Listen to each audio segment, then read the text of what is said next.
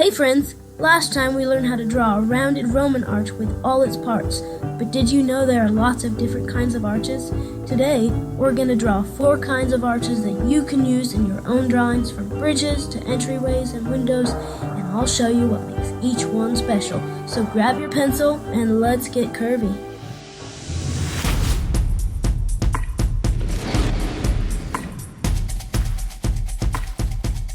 Okay, the first arch we're going to draw is called a segmental arch, and it's found in really old bridges. So first thing is we're going to draw our lake or river by drawing this squiggly curve here, just like a U. And then we're going to draw some water, and we'll draw these little curved lines. Okay, now for the inside part of our arch, we're going to draw one curve just like this. And then another one right above it. Good job. And now we're going to lay the stones. So we're going to use these lines to just go and connect the 2 lines together. And these are our stones.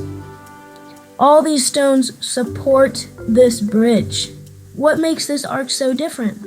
How does it look different? This is a segment of a circle, which means it's just a part of a small circle. Unlike a rounded arch, which is exactly a half of a circle. It can span longer distances because it isn't as tall. That's what makes this arch so different. Okay, now for the pointed arch. This one comes to a sharp point at the top. It's like a triangle and a curve mixed together. These arches are found in old Gothic cathedrals and castles. Maybe you've seen one where Count Dracula lives. That was my Count Dracula impression. Maybe I should stick to architecture. Okay, let's draw the pointed arch. We're going to start by building 2 columns. Just with these 2 simple rectangles. And then 2 straight lines that go up. 1 line there. And another line right there. Great, we'll do the same thing on the other side. Just like that. Alright, now we're going to build our capitals, which is what the arch will be supported on. So we'll do that with these thin rectangles on each side. 2 short lines, just like that. Connect those. Same thing on the other side.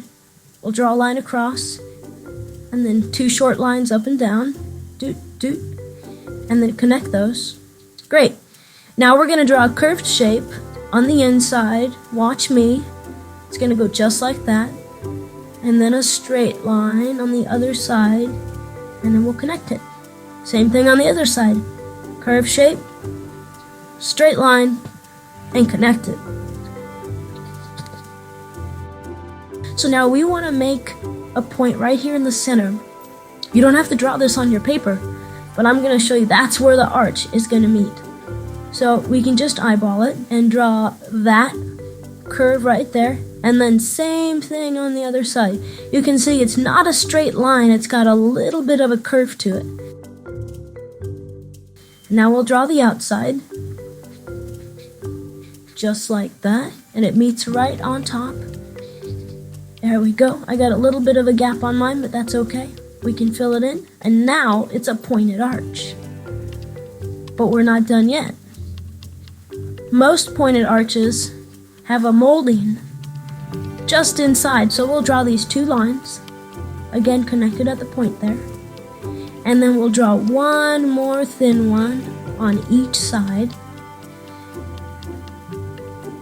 and that just shows us that this arch has some molding that extends inward. Great job! Now don't forget, we need those blocks.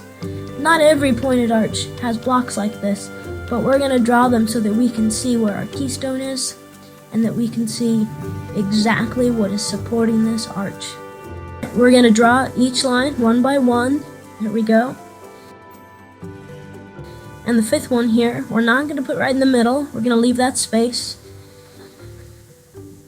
And now on the other side, we'll draw it right there. And then another. And another. And another. And you want to try to make sure that they're almost at the same spot as those ones on the left side. Great job! That's a pointed arch. Okay, next is the horseshoe arch. This kind of arch was used in Spanish and Islamic architecture to create special places. We'll draw our ground line.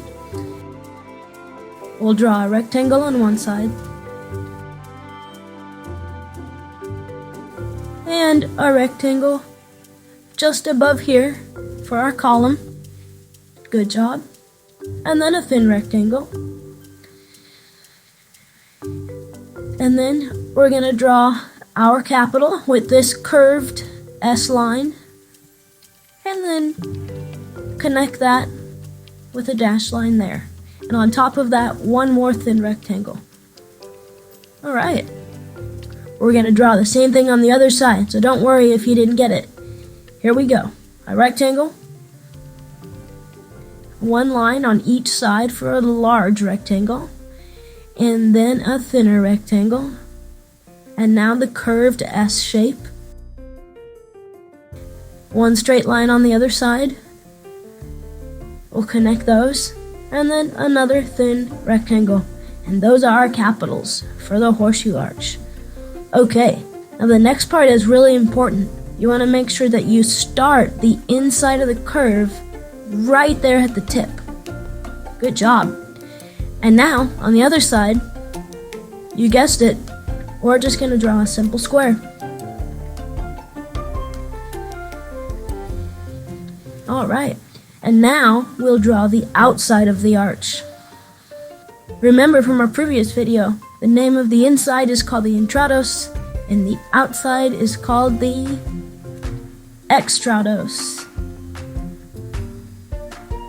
Okay, and last but not least, we're going to draw our blocks.